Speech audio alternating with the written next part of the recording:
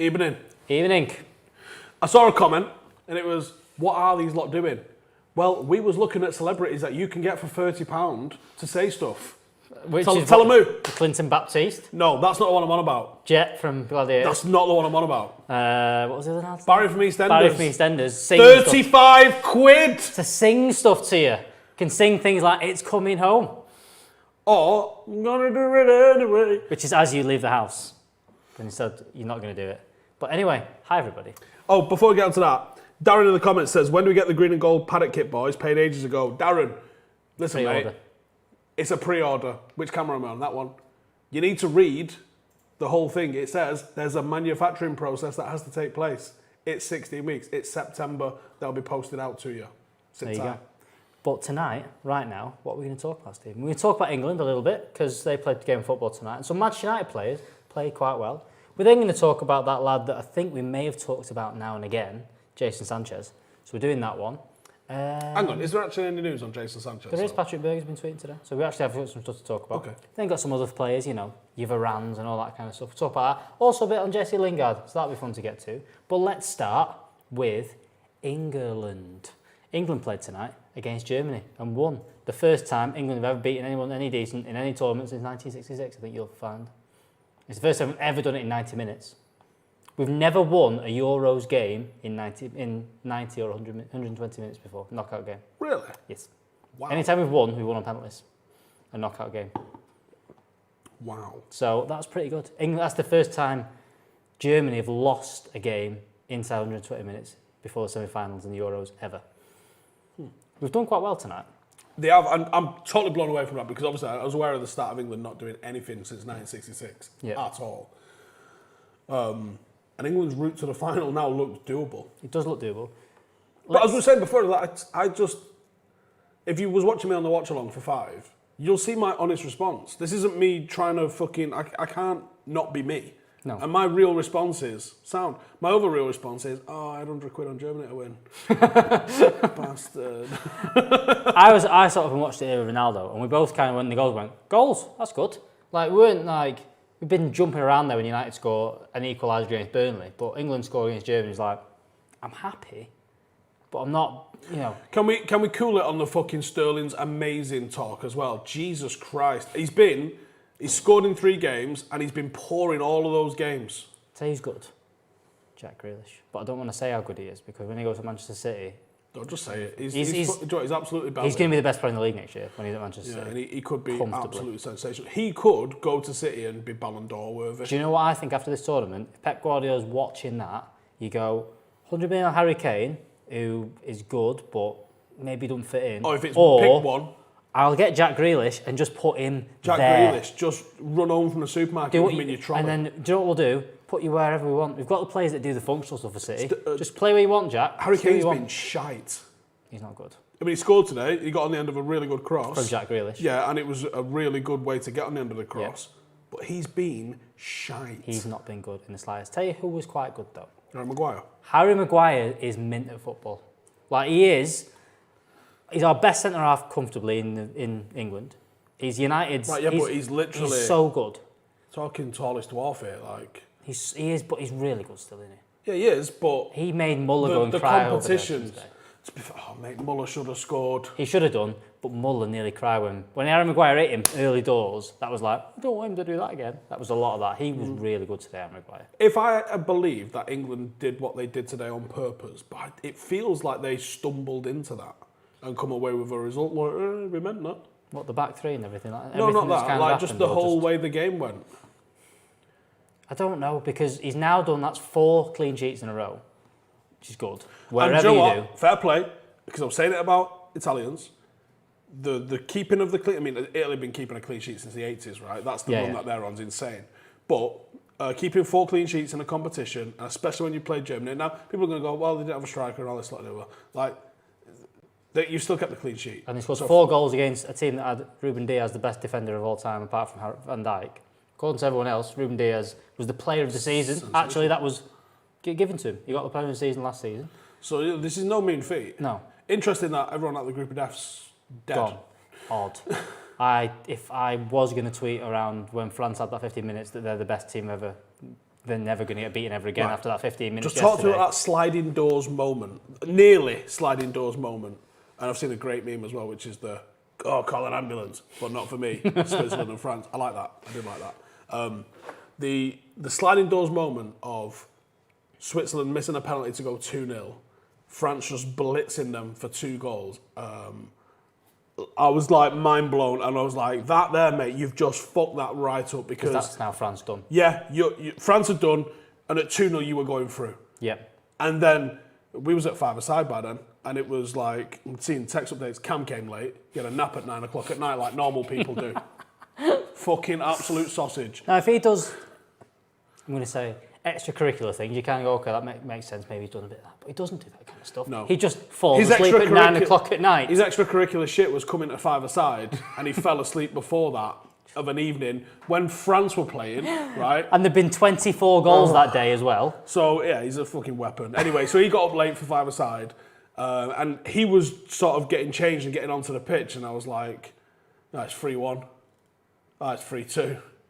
And then he went, is it over now? And I pulled my phone out of my pocket and went, oh, fuck off, they've equalised in the last minute. All over the place. Scenes. And then obviously we had the penalty shootout drama. We'll get into Varane later on, because there's a few worrying things happened in that game yesterday. There was a couple of goals that happened where... Get in the comments. Can you see comments on here, Adam? Because Can you not see comments? I can see comments. Mbappe's a fraud. I haven't seen any comments for 6 minutes. What's going on here? You might need to refresh that, I think, whatever it is. A few more people talking about, yes, I'm the same about England and all that kind of stuff. There's a few more people. Germany had Werder playing. It's not really a striker. It's more of someone that runs in behind and doesn't score goals. Steve, lighten up. I'm Steve. light. You're quite light today. I'm chilling, mate. He's happy. In a good mood. What I don't think you're lined up. But anyway. I'm not in a bad mood. So... I'm not talking Scottish, the next one. The next one you talk about a little bit. Luke Shaw. Jermaine Genius was saying he doesn't look comfortable at left wing back. I don't think he looked fantastic at left wing back. I think he's. But in that second half, when Jack Grealish come on and gave him what Rashford does as well, stretch that one's in front of you, give Luke Shaw a little bit of space. I think it was both of them. I don't think it was him. I think it was orders, because they just did not enter the final third of the pitch. They didn't even cross the halfway line. Maybe that was the plan. Wait till Jack comes on and then you go for it. I'd love to actually know what was planned. Because some of it might have been planned. Because I think someone mentioned it earlier. It might have been Ronaldo. And he said England looked terrified at the start of that game. And then all of a sudden. And that's because of the pressure the media and the fan base puts on them. And I wonder, did they ride out that storm? And did England actually grow in confidence in the game? Maybe because getting to half-time at 0-0, you're in with a shot. Especially when you've got... My problem is, Southgate bumbled his way into that. He's gonna people justify what happened on the basis of the results that he got, but that still doesn't mean he couldn't have got better results. For me, Sterling should not have been on the pitch. Saka shouldn't have been on the pitch. Honestly, the fact that here's the madness, right? We had 5 centre halves in the matchday squad and 1 forward, and is that forward bulletproof? No, Alex, he gets injured all the fucking time. Like, it feels like a lot of it was accidentally successful rather than he managed his way all the way through this. How the fuck are you going into a knockout game and leaving a striker like Calvert-Lewin at St George's Park playing PlayStation? I don't get it. There's some odd decisions Southgate's made, but got through, played well. One person who didn't come on, which if we'd have lost today, I think he would have been one of the ones that Southgate would have got pelters for, is that there, Jadon Sancho. And today, there has been some news about the bids and all this kind of stuff, and apparently a bid will be accepted. Our third offer, which is around 85 million euros. First offer was 72 million euros. Next offer was 75 million euros. This next one is 85 million euros, including all the add-ons and that kind of stuff. It's happened. That's going to happen. There's some good talks apparently between Ed Woodward and the CEO of Borussia Dortmund today, and it's looking likely that this is going to get done pretty sharpish. And I think, to be honest, it's now going to be, I think we've said this for a while now, as soon as England get knocked out, as soon as they can get Jadon Sancho back in England where they can go, here's the shirt, go and put that on, we can do the release of the new kit and all back that kind of stuff. And all England's games at Wembley? No, they've got to Rome next. Oh, right. Yeah, it's got to go to Rome. Where's the semi-final? They're both at Wembley? Wembley. How the fuck have they blagged this? Madness, how they look. Listen, the Euros, they're all over Europe. Where we playing all our games, one of them won't be at Wembley if you get to the final. They've absolutely blagged it. I mean, they got the group stage and all that, and that was one of the things about getting through this side of the group. If they hadn't have won that group and they'd have come second, for as much as people at that point were saying they weren't going to get Germany, they'd have got, who did Czech Republic get? Holland in the end? Czech Republic got Holland. Mm-hmm. So you got Holland, or who did Croatia get? Spain, which wasn't looking as good as maybe Germany were, and questions like that. The one thing you'd have lost was you'd had to go to, I think, Budapest or something like that.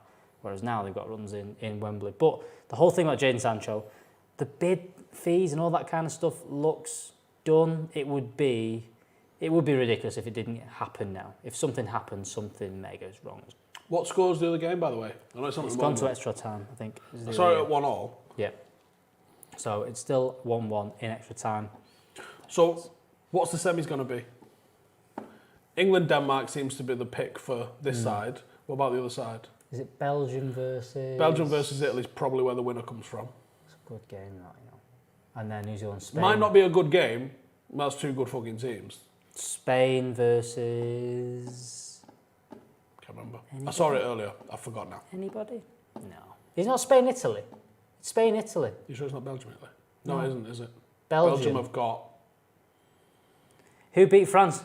Switzerland. Correct. No, it wasn't. No, it can't be. Is that what it is? Switzerland, Spain.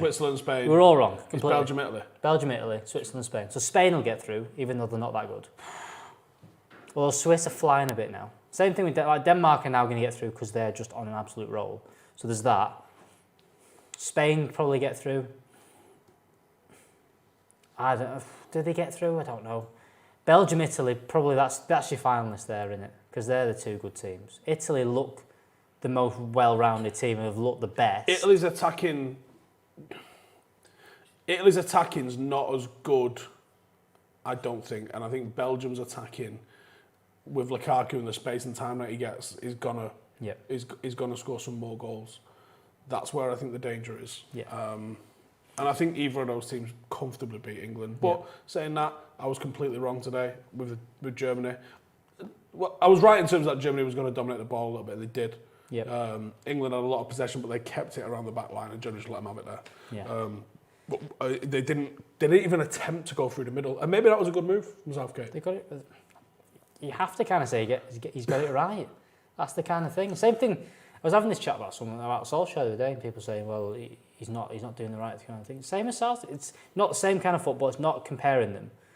But you may question his methods. Things don't quite work, and then you go, "Well, they were the second best team in the country last year without being the second best team or the second best squad." So maybe he was right to do the way he kind of structured things. Yeah, and that's it. I think you have to give him the benefit of the doubt. But I would like to know what was planned today, because for me, like the fact that you played Saka in a game like this and you won, for a lot of people, they're so reductionist in their analysis that they go, that justifies every decision he made today because he won. And I don't think that's the case. I think you can still examine... Sweden red card. Red card for the Swedes. I still think you can examine the performances and stuff like that. Like I was looking at that team and I was thinking, we're not putting... I think I said this in the watch-along. If this was me, I'd be like, we need more of a foot in midfield. Can we go to a midfield 3 and a 2 up front, maybe to sort of narrow it and find those passing lanes? But it was working, not necessarily sort of bypassing midfield without really bypassing midfield. I still wanted runners in behind, and Sterling's not a runner in behind. I know he can, but he doesn't. And Saka was doing nothing of note for me. Kane was shit. I honestly would have replaced the entire forward three. I said something now. I said I'd like to have seen... At one point I said I think Rashford needs to come on, I think, just to stretch things a bit, because what I wanted to see was Rashford running past Hummels the same way that Mbappe did in the first game, because Hummels can't run. He's so slow. Made a brilliant tackle for that stop off Kane, though. He's very good when he doesn't have to run. That's why I thought you've got to put maybe Rashford up against him. So Patrick Kenny here says the complaints of England is the same you can level at United, but it's not, Kenny, right? The complaints that you're getting with Solskjaer a lot of the time is that he's gone, he's not using his substitutions correct. Cool. Who's his substitutions? Dan James, Mata and Andreas Pereira.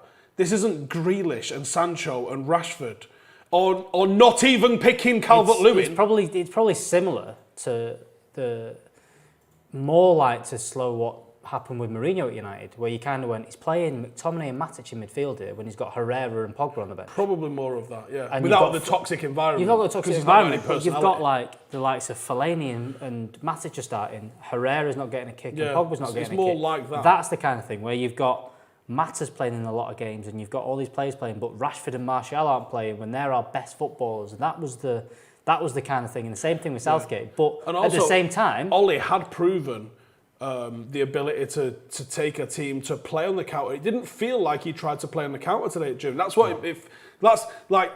The XG was exactly the same. It's identical. So it wasn't like England really was under pressure and broke away and scored some chances. It wasn't an Ollie at the Etihad performance where that was a tactical job. This is why it didn't. It felt weird because it wasn't a. We didn't dominate the ball. We didn't play on the counter. We just kind of fumbled our way through. If Muller finds the fucking net, it's probably... Oh, they go. Yeah, they go through. That's it, done. So it's nothing like... Ross, Calvert-Lewin was dropped. We had 2 goalkeepers on the bench. Someone told me that was a UEFA rule that you had to have both the goalkeepers on the bench. That's fucking ridiculous if that's the case. But we had 5 that I can think of. There might even be more there. Centre-halves on the fucking matchday squad. You had Mings and Cody on the bench. You started with 3... Yet you had no centre forward on the bench. That explains to me how this is good management. Because Kane went down injured at one point, and I was like, bring Calvert-Lewin on. Someone was like, he's not even on the bench. And I was like, bastard. Madness. Absolutely. Why isn't he on the bench? This is mayhem. It's mayhem. And why, if you've allowed us to have a squad of 26, why can't you have the whole fucking squad in there? Because 23 to 26 is nothing, is it? You're still using 5 subs. Bring them all down. What's fucking wrong with you? Makes no sense. But we're through. England are through. Say we. Yes, you need both goalies on the bench. Why? Madness. Let's talk a bit more about transfers. Why 2 watches? It's not 2 watches. It's not 2 watches. Get used to it. One's a whoop. Let's talk about a new name today that's been linked to Manchester United. Not your favourite Atletico Madrid midfielder. The other one, Marcos Llorente. And the United might be a bit keen on him, apparently. They're keen on Marcos Llorente. Let's have a look. Let's get the quote from Marca, really good, reliable Spanish paper. United are keen on Atletico Madrid's Marcos Llorente. United are active in the transfer market. Let's go back. Taylor says, what was the source of the Sancho bid being accepted? Just repeat that one again for us. Patrick Berger. He's been pretty good. So the Patrick Berger's tweet today, he was on the podcast last week, but he's said today, Borussia Dortmund will accept United's 3rd offer for Jadon Sancho, €85 million. There were good talks in the last few days between Dortmund CEO Hans-Joachim Watzke and Edward. That was in Patrick Berger today saying that. So it's looking like things. And Patrick Berger, when it comes to Dortmund stuff, is pretty switched on. He got everything right last summer, saying he was the one that kind of came out and said that date is the date. He was the one that says because United didn't hit the date, it's not happening. He was the one that kind of said that. It didn't. There was other journalists that kind of said it might still happen. From what I was hearing, it was just a case of, are we paying it over fucking 48 or 60 months was the move. I think that's We've now sorted that. Yeah, apparently they're the next final things to get done. But also, I think there's going to be talks about midfielders, but I do think that centre-halves is going to be the next thing that United go for. But they are talking about midfielders, and they've shortlisted various La Liga players. After a failed attempt in January, United are keen to test the waters for Llorente once again. So they're obviously keen on Llorente, Saul, someone like in that kind of ilk. What do you reckon to that? What do you reckon to someone like Llorente? Because he's not... People are crying out for United to sign a He's Rice. actually in the Spanish squad, isn't he? He's in the Spanish squad, yeah. Again, I wonder if there's a bit of that going on there. Bit of SEO, maybe. Maybe a little bit, but that was from Marca kind of thing. Because it's funky how you would have... I could... Can I imagine it, or do I just want it to be true? I can imagine United's interest in Sal is true, and that, again, I don't know if I'm going to imagine that, or I just want it. Why would you be interested in every different facet of a midfield that another club's got? Or are we just talking to them and people are guessing? Because we're talking to them about Trippier. There's a good chance we're talking to them about Saul by the sounds of things.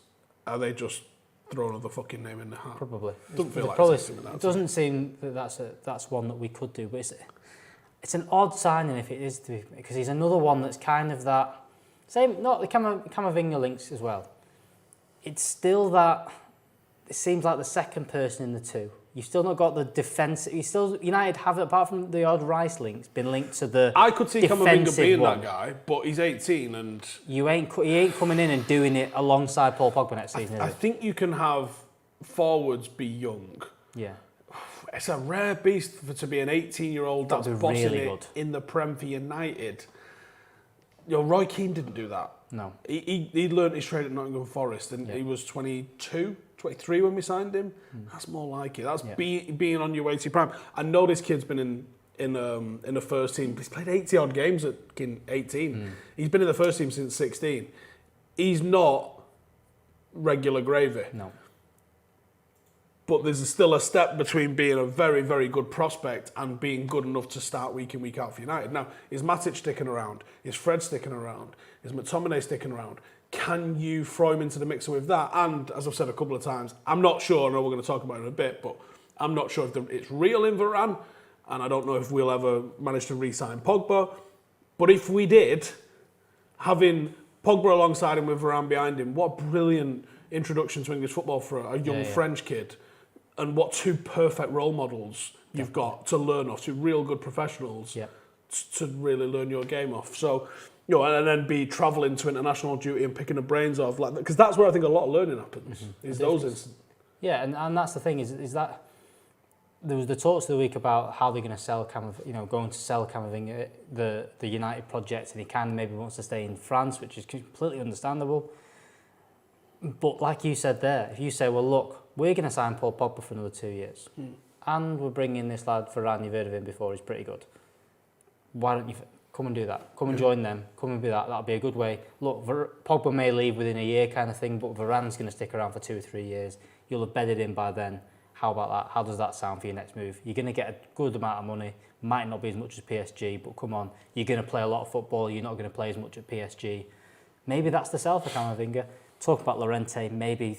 There's going to be names. Could also really be that both of them end up at Paris. But Paris seems like seemingly getting Ramos. Yeah. Like Varane even leaving Madrid is the least likely option, I think, in all of this. Can we talk about Varane next? Can producer Adam move that? Because we're going to talk about Varane. Yeah, I mean he's just watching. But let's move. In the background. Let's move on to Varane straight away. This was this morning. Joe covered this on the news this morning that. There's this talk in Spanish TV. Do you know what feels mad, you saying that? Because I don't feel like today's Tuesday. It is Tuesday. Very much Why Tuesday. does it not feel like Tuesday? Because England have played and we've done a watch-along. Because all our midweek ones last year were on Thursdays because that stupid Europa League what thing. What day does it feel like to you at home? Let me know in the comments. It's not a Tuesday. But anyway, it is Tuesday. Joe did the news this morning and he covered this. This is some reports in Spain saying that United and Madrid have got an agreement for Varane. Now, this... for me, could be true that United Madrid have gone, right, this is the price, we're willing to pay that price, sound. But and the thing is... supposedly, they've just gone, give us 45 million, you can have him. United, like anyone with, I don't know, a functioning brain have gone, I'll do that, cash. Like you with the 35 quid before to get Barry from EastEnders. He's going out anyway. Throwing the money at him, doing it. But then, does Varane want to come and live in the 016? That is the big... And I think that's the whole thing, is that we may have had an agreement. That may be done. The clubs might go in, If he ends up going, you're going. But there's no saying he's going yet. The thing with Ramos probably put a little bit of a spanner in the works because Ramos and Varane to PSG doesn't fit, in my opinion, especially when they've got Kimpembe and they've got Marquinhos. Real you can't have all four. About Marquinhos. He's not getting... What do you know? He's not coming to... What do you know? He's not coming to Manchester United. Varane's more likely to come to Manchester United. But that's the kind of situation is all that can't happen. Now... the talk is Madrid want to sell a few players, want to get as much money as they can because they want to sign Mbappe. That's the next thing they want to do. They love a shiny thing. Especially with everything that's going on. They want the... Well, the other thing is they've realised that the model that they had before, which is have the big marketable player in your Cristiano Ronaldo, even if you don't quite win things, works. Sell sponsors, whether you're Juventus or not. Well, look, when they had their Galacticos team, they win a lot. For being literally an all-star 11. But money-wise, it still works. And that's where Barcelona are clinging on to things at the minute. Whilst they've still got Messi, even if they're not doing as well. Mate, if he retires in 2 years, which is done. They're going to be like, we got Griezmann on 800 grand a week. What are we going to do with that? Yeah. So they've got... That's the thing is the Spanish league in general. If you've got Griezmann, if Messi retires, could happen. And if Madrid don't get the money together to get someone like Mbappe, they kind of put a bit into Hazard. That's not worked. He's a bit fat. He's not doing it. So Hazard hasn't been... You can see why both of these were desperate for the Super League. course they will, because that is the only thing that's keeping them going. Perez is coming out going, we're still doing it, we're still doing it, we're still doing it. They've got nothing else, because this is the thing. Because if those players go, it all crumbles. The La Liga, the whole thing kind of crumbles. So I think that little bit in the back of his mind is, if we can get Mbappe, we could turn him into the next marketable thing as it is Ronaldo, which they would do. At PSG, it's not quite, they're not quite selling him as much as they would do at Madrid. So they're probably doing that. For some reason, people seem to vote for Ballon d'Or. I did a fucking proper nerdy article on this a few years ago. Looked into the probability of you winning a Ballon d'Or. Basically, you need to win the Champions League and save kids and all sorts of shit to have a sniff of doing it and probably do something at international level. Yeah. But if you play for Barcelona and Real Madrid, you don't even need to win things and you just pull out a Ballon d'Or. It's bananas.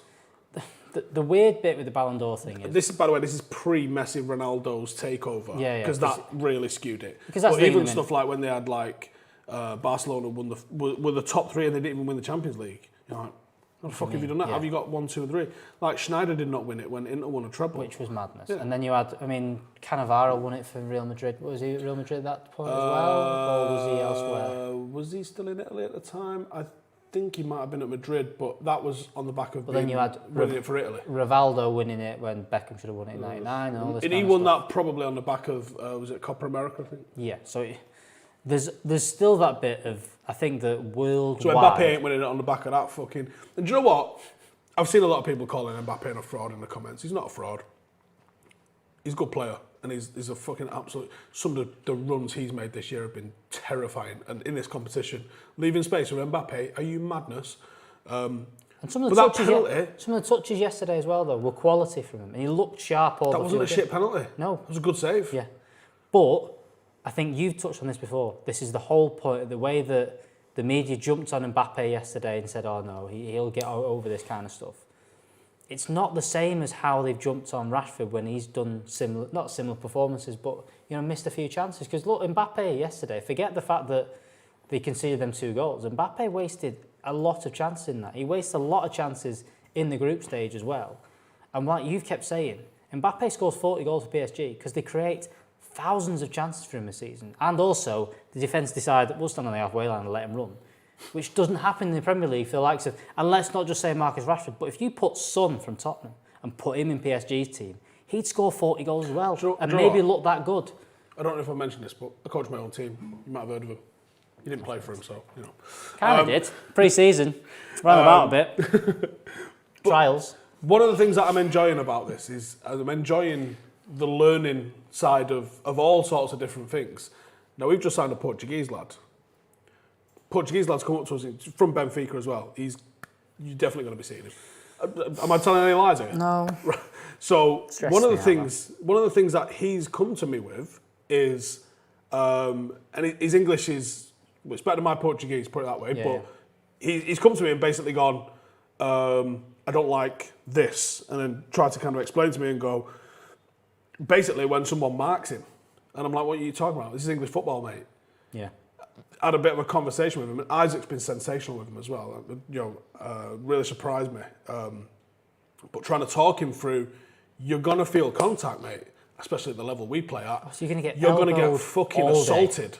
So we're trying to talk him into, and he's coming to me and going, in Portugal, this is a foul. We're like, okay, in our league, mate, you're gonna get called soft and told to get the fuck up. So we're seeing him begin to kind of come out of his shell a little bit and sort of react with that. So when you're talking about people coming from different leagues, and I don't necessarily know the French league is exactly the same as the Portuguese league, but the space, the style of marking, it's different to the Premier League. The Championship's this whole absolute knife fight, right? Yeah. The Premier League is a bit of a classier version of a knife fight, but you're getting stabbed. Yeah. And I think around Europe, it's just not quite the same.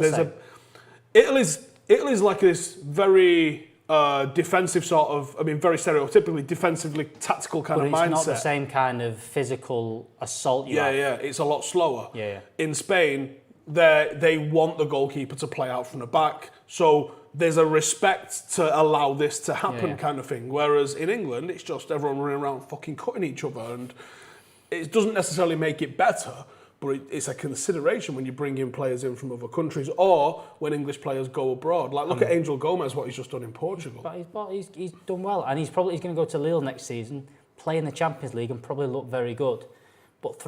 But this is the thing that people don't look at, is if you'd have thrown him in to English football last year... He'd have got swallowed up. He'd have got swallowed up. And again, he couldn't have gone to the Championship and done what Jimmy Garner did. He would not have looked as good because it's chaos. Exactly. Jimmy Garner's got the personality and the style of play that he actually rises above that and actually, what's the word I'm looking for, thrives in that sort of environment. Whereas Angel did a really good thing in terms of picking to go to Boa Vista and looked sensational, actually, for Boa Vista.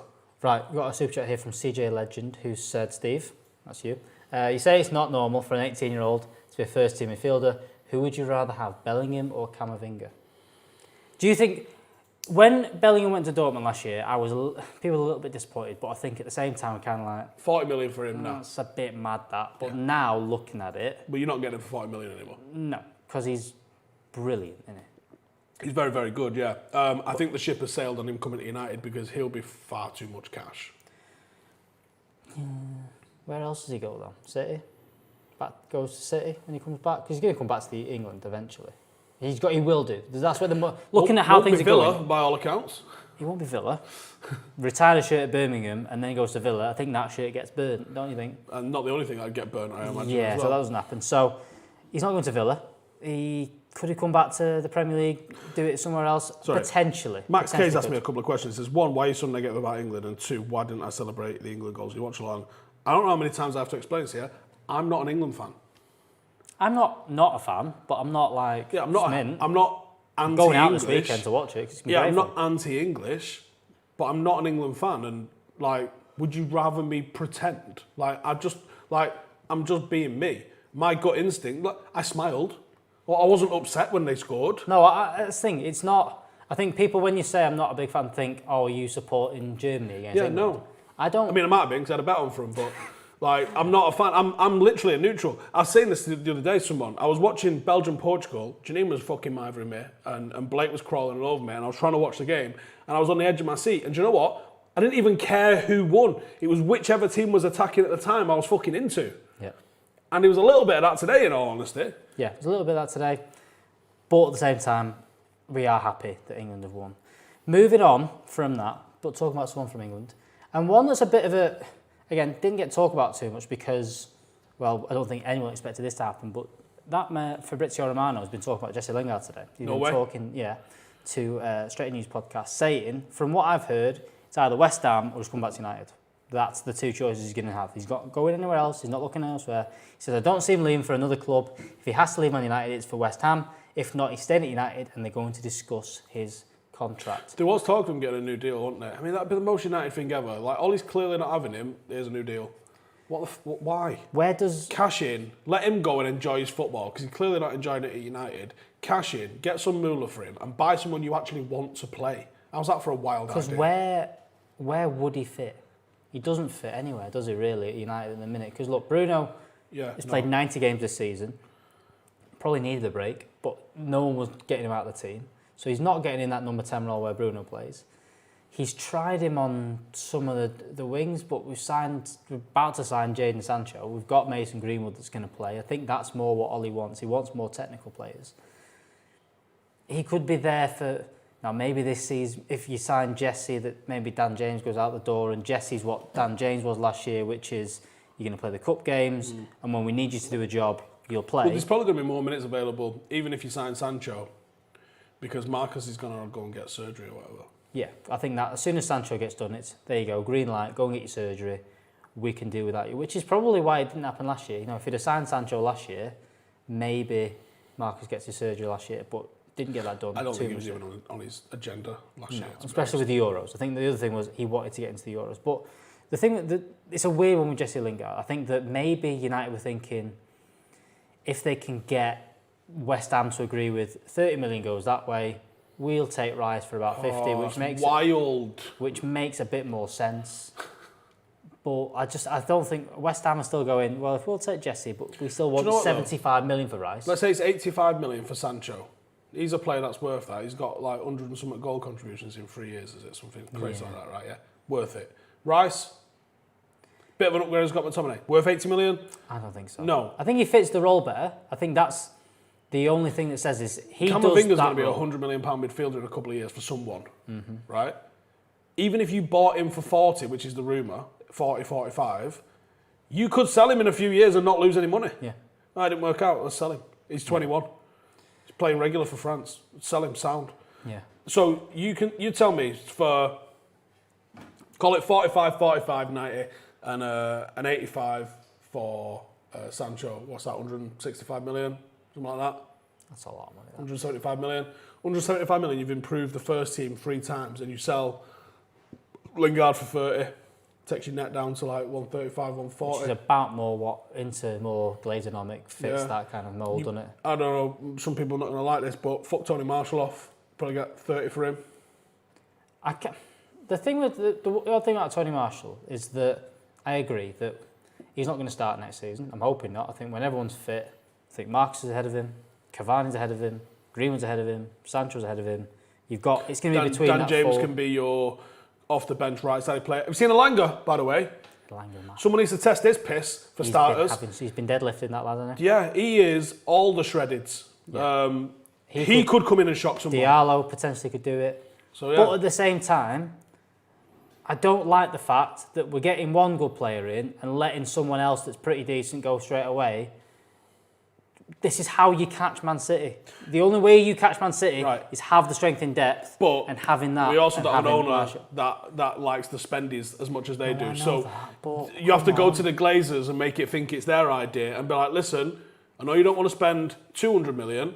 Here's how you spend 100 million. And it's going to be loads of shuffling around. It's going to be like Tetris that we're going to have to do. Yeah, move that around, get the little L thing, pop it in there. That fits. It fits. It fits. Right? That's what you got to do with these. You can't just go in and go, can we improve the squad and buy loads of really top players like Pep does? And they go, yeah, sound. Right? We go in and go, can we have a new centre half? And we go, we bought you a new centre half in 2016. And you go, but I need a new centre half. Why? Well, he wasn't that good, but you said he was good. Shut up and buy me a new fucking centre half. Right? Pep doesn't even get that. He goes in and goes, can I get a centre half? And you go, you know you've got Mangala, you know you've got like Company, you know you've got all these lads. Yeah, I want a new centre half. Who is it? John Stones. Can I have 50 million for him? Do you want 50 million pounds for John Stones? Just get him. There you go. Done. All right. Do you know what I got last year? I bought just for John Stones, and I've also got Company, and I've got Mangala, and I've got all these other fucking guys. Also, we had Otamendi, which I know you bought before I came, but I guess he's still here in my squad a little bit. Can I have another centre half? Who are you thinking of? Laporte. How much is he? 60 million. That's a lot of money. Yeah, go and get him. Yeah. Right? All right, cool. So, you know what, you've already bought me Laporte, and I know you've already bought me Stones, and I know that we already had Company here a little bit, although he's going to be going now. And I know that we've still got Otamendi, kind of. Can I have a Ruben Diaz? And they're going, yeah. And do you know what the best bit is? You missed out one there. Because before they got Diaz that summer, they also went, remember that lad from Bournemouth, 45 million quid. Sorry, yeah. Hasn't even kicked a ball for him. So we're going in and going, hey, I know we bought Bay 5 years ago and he's not really been fit in any of that time. Can we replace him? No. Here's a new deal. There's some gaffer tape, sort him out. Like, you can't compete. And that is the we literally brought a knife to a gunfight. Yeah, we have. And this is the other added pressure that Manchester United have, is that we have got these signings that we make. Harry Maguire, Jadon Sancho, Bruno Fernandes. They come in and they have to be starters. And do you know what? The other thing you've got to be able to do is you've got to play 85 games in a season. That's what you're going to have to do, because you aren't getting rotated, because all the ones that are good behind you, we're going to get rid of them.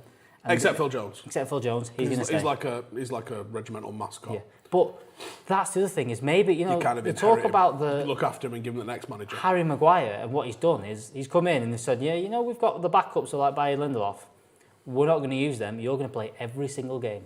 And he's been worth 80 million quid just because he's had to do that. Squad game.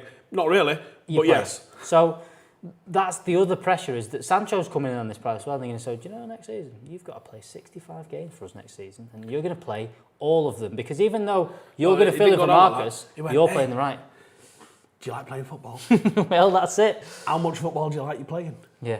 Because I know, are you the kind of guy that wants to play every game? I am the kind of guy that wants to play every game. Well, that's true. It's great. Off you go. You're going to be in for a treat at Old Trafford. Because you're going to play every game. Doesn't matter whether you're injured or not, you're going to play. So that is everything that's going on. We've gone through all that their transfer news. I'll just see the thing and have a look on Twitter. See if there's any more. Get your questions in. Apparently, Luke Shaw's just about to be offered or signed a new extension in the last hour. Someone said that is a fantastic news because he's been brilliant this season. he's brilliant. He's had a fucking great 6 months. He's had a good 6 months. He's done very well. Do you know what else is the thing? The fact that you've got Harry Maguire there next to him makes a massive difference because the few games he played for United at the end of last season, he was back to being a bit poo, wasn't he? He was a little bit poor. Could have been a tiredness thing. Could have been tiredness. He didn't get a rest after a bit. But also, there was no Harry Maguire, and I don't think he was as good. And I think that's one of the things that's done it. I think that's the main thing. He does very well. That combination of Luke Shaw and Harry Maguire works. And it works again today. I'd love to see Maguire have someone that maybe tells him what to do. Because I think he's still not the most confident guy. I think he's happy bossing Luke Shaw around, but maybe not an entire team. Which is why that's why I'm more happy. I'd be happy with Varane coming in than Pau Torres. Because I watched Pau Torres the other day. Did you watch any of the Spain game? Because he came on, dropped a few clangers, that lad. Has anyone come out of this Euros with an enhanced reputation? Not really, no. Not so far. Maybe Harry Maguire, he's done quite well. He's on the game and a half or something, yeah, 2 games. That's better than everyone thought it was. Let me know in the comments. Is there anyone that's enhanced it apart from fucking Isak maybe? Or Kier from Denmark? There's not been anyone There's that no was one really. top. Schick. But there's no one Scored from the top teams that have come in and gone, look, I'm the best player. Diaz, tell you as Ronaldo. Pogba. Pogba's come out in it and gone, that's the only reason I was a bit disappointed they got knocked out was that he was doing all right. He does all right, and he also probably goes into next year as the best player in the world. See, this is the fucking problem. Sterling's literally been shit in all his games, but scored. So I don't mind motherfuckers like the Sun who just do their ratings on who scored, give him a 9. Yeah. That's the reductionist level of fucking analysis that we're talking about here. He's been really poor. Think about this, right? If he hadn't have scored, and right, he did score, he basically gets an assist for the Muller one if Muller puts it away. Honestly, what was that? He gets away with that, and people just completely dismiss that now because, it didn't go in. It's still part of the story of the fucking game. Yeah. And people are putting loads of emphasis on the goal that he actually scored, not thinking that other people could have put that. It's like when Peter Crouch fucking played. People know he fucking scores. And people talk about Sterling's record in English football, right? Or for England, I should say. So I looked into it. Do you know how many times he scored against Lithuania and fucking Liechtenstein and San Marino? You can say the same about Ronaldo, can't you? A little bit. You've seen the teams at the top team. You look at Ronaldo's goal scoring record, and all the top teams are Lithuania, Malta. He scored 7 against them. And fair enough, that's what you. The other thing I kind of counter to that is that I think that Sterling's done well.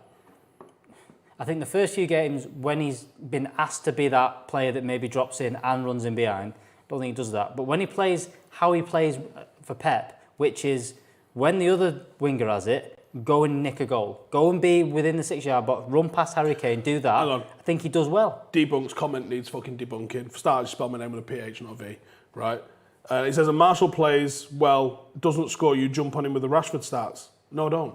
No one looked at Tony Marshall this year and gone, he's playing fucking well, isn't he? No. If only he could add goals to these brilliant performances. No, people go, why doesn't he fucking move? Bring that 35-year-old Cavani on and look at him fucking move. Yeah, that's the Come thing on, with mate. Martial. You called debunking, you debunked yourself there. I think we all admit that Marcus didn't have the best of seasons. Renato Sanchez could be one. Don't know about 5 different Italians says no, you might have a point on that. The Italians maybe, but I don't know. Have they just played? They've had their group was poor. 2-1 Ukraine is the word I'm getting. I don't want to play Ukraine, I think they're more of a banana skin. Yeah, Sweden we beat Sweden. Because they play in yellow. Maybe. But so does Are they Sweden. in yellow tonight? Sweden So does Sweden. So that's not really a thing, is it? All right, mouth. Renato Sanchez maybe is a good. But Ronaldo's kind of kept his reputation through. Yeah, because he is what he is. He's the was best goal scorer. Right. He's the best goal scorer around still, and he's still very very good. Someone at said Lindelof's defending. Is it Lindelof that's fucked up?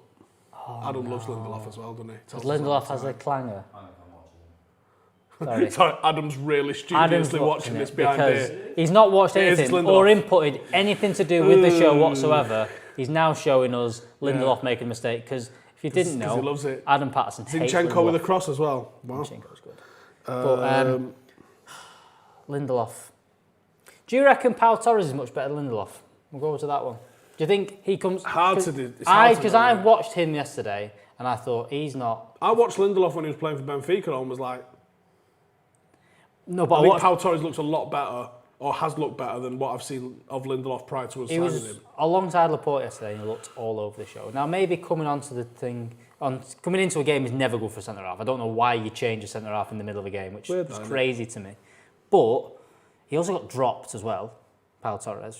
He'd started the first 2 games, then got dropped. So look. Let's have a look. Lindelof just didn't head the ball. It just did a very Lindelof thing of, that's the ball going past me again.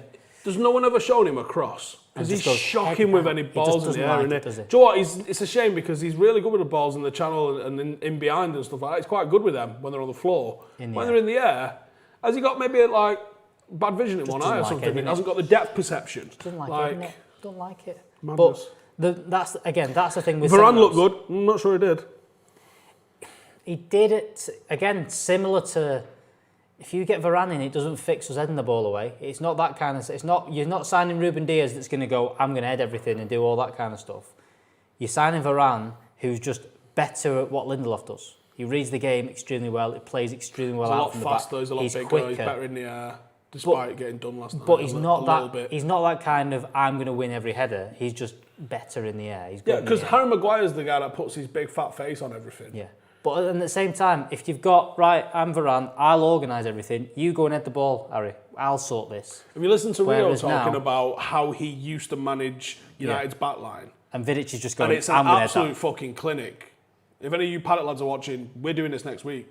Like, the one defender is your more aggressive. Yeah. I think we all know who that was. I think that was a lad called Nemanja, wasn't it? That was a lad called Nemanja, who may or may not have murdered you. It's an allegedly at this moment. We're still pending investigations. Nemanja would be the one that would maybe steam in and go a bit more physical, but Rio would know he's got permission to do that. Yeah. And I'll always cover him behind is what he was saying. And also he'd be like, whoever was fullback, he would say, you do not let that fucker turn. Yeah. The ball's played in behind, I'll deal with it. You don't let him turn and run at you. Because if he's running at you, we've got fucking problems. And he would be like, Rio would go, I fancy my pace to always get into that channel. And that is, if you had someone like Varane that's got that pace, got that experience, got that nous of, that's maybe how he defends as well. He's always had someone like a Ramos that you go and head the ball. He's had them players next to him.